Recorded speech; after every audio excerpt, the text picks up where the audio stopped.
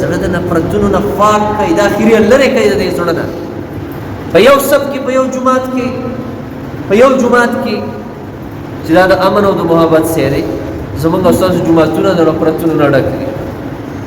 مسلکي نفرتونه پکې موږ جوړ کړي دا د پلانکي جومات دی دا د هغه جومات دی دا د دې جومات دی دا د هغه مدرسه ده دا د ده مدرسه ده دا زمونږ مدرسه ده دا نمونه ورکړي دي دا نمونه اسلام کې نشته د قیامت په ورځ موږ نه الله د دې تپوس نه کوي چې ته دیوبندی وې که بریلی وې او ته اهل حدیث وې او که پنجپیر والا وې او ته پلانکې وې او که هغه وې دا تپوس نشته خبر کې د کومې خبرې تپوس دی ته مسلمان وې که نه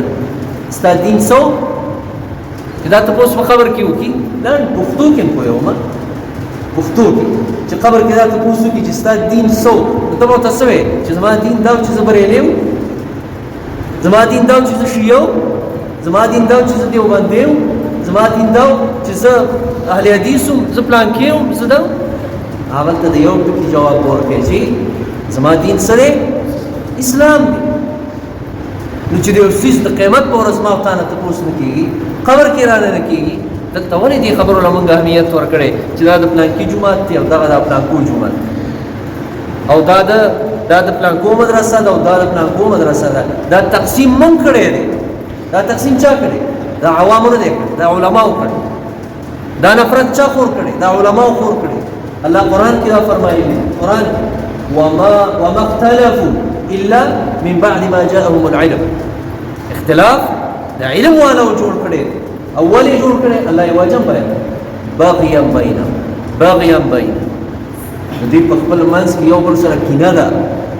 باغی دا ضد دی ضد باغی څه ته وایي ضد ته وایي دغه ضد ته وایي چې نه یو بل کافر کو یو بل مسلمانو بس دا مهر موږ سره دی چې دا مسلمان دی او دا مهر را سره تیار پروت دی چې دا کافر دی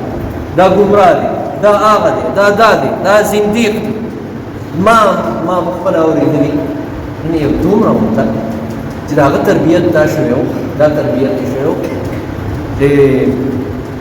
الله رب العالمین دی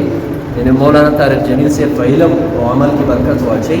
په دې خپلو غوږونو مې هغه دومره ورته ماشوم نه واورېد دا یې تربیت شوی و داسې